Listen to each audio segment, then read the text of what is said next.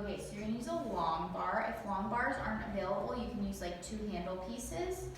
And you're gonna step and exhale out, press, bring it back in, press, in, exhale, press. You're gonna do about 12 of these. Just like that, and then bring it back.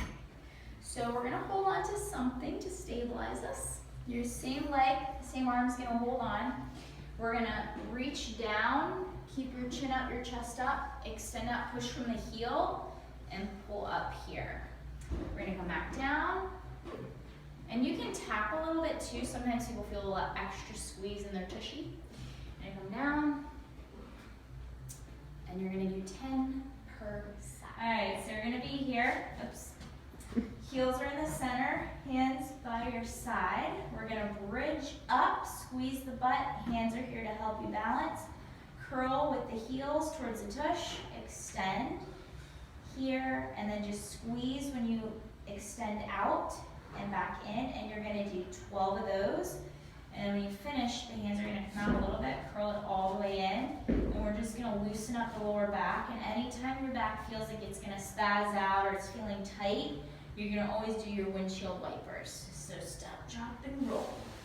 All right. This one, we're gonna practice again. So you're gonna open up, remember your triangle stance. We're gonna step here like archery, or you can think of it like archery. Hands gonna be on the hip. We're gonna open up and pull towards your boot. Let it stretch, open up, and just pull to the center. And just be cautious of where your wrist is going. It should just literally be like a neutral wrist, and you're not arching like that. So just keep an eye out on that. And just pull, and back to center. When you finish, you're just gonna put your hand on your hip, and we're gonna do the same thing to the other side. Just like that. Okay, so feet are gonna be hip width apart, and you're gonna do an underhand grip. All right, so this is an overhand grip. You can still do that, but we're gonna focus on this. Same thing, be mindful of where your wrist is, because a lot of people go like this. We call them like the Tyrannosaurus Rex hands. But we wanna keep a neutral wrist, okay? So when you're doing these, make sure this wrist doesn't move, it stays straight. So the only movement is coming from my elbow.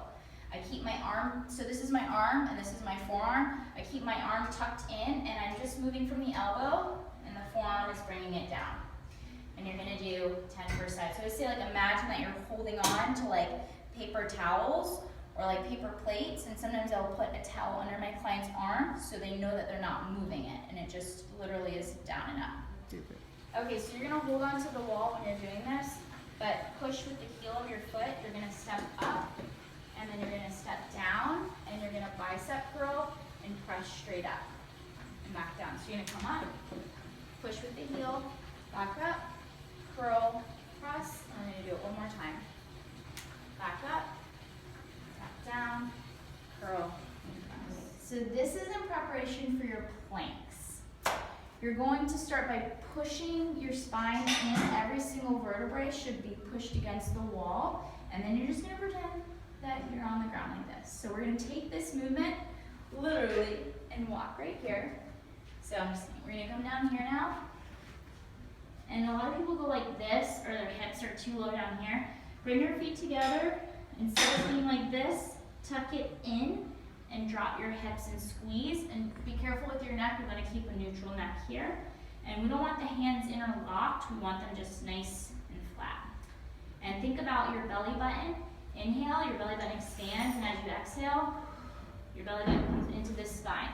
So I'm inhaling, and then I exhale,